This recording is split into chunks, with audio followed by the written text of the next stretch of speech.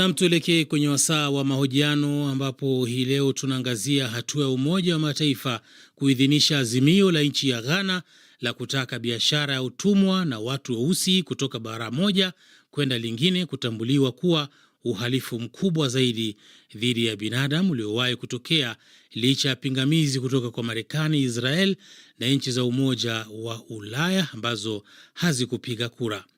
Kutathmini kwa undani kuhusu azimio hili na umuhimu wake, mwenzangu Benson Wakoli amezungumza na Eric Irungu ambaye ni mtaalamu wa diplomasia na masuala ya ushirikiano wa kimataifa akiwa Nairobi.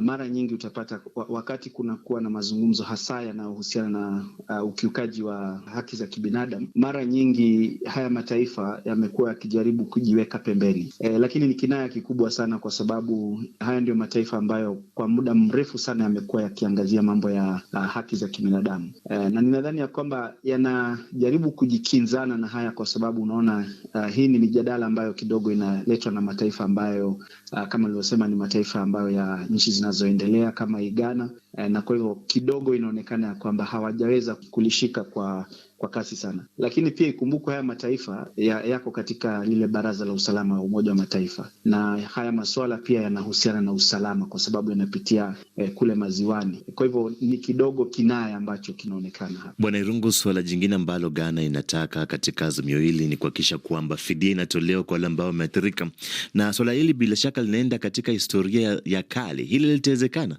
Itakuwa ni gumu sana, kwa sababu haya ni mambo ambayo yamekuwa kwa muda mrefu na yamekuwa yakiangaziwa.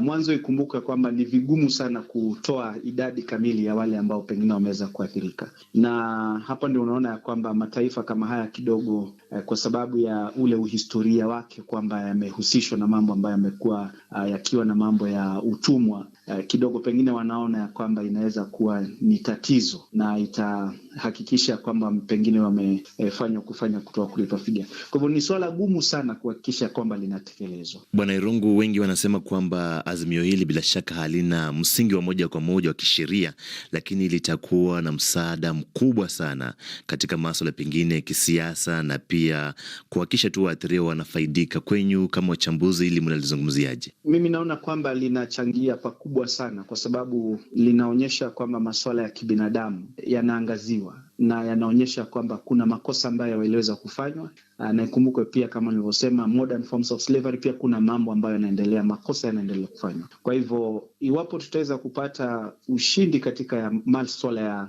utumwa wa kisasa ambayo yanaendelea katika nchi nyingi, haswa zile katika milki za Kiarabu na kwingineko, basi lazima tuweze kuangazia mambo yaliyofanyika kale na kuhakikisha kwamba tunatambua ya kwamba yale yalikuwa makosa na pia sasa ni makosa. Kwa hivyo mchakato mzima wa kufanya haya mazungumzo lazima uweze kukabili hilo swala. Ni mtazamo wake Eric Irungu, mtaalamu wa diplomasia na masuala ya ushirikiano wa kimataifa, katika mazungumzo na mwenzangu Benson Wakoli. Na sasa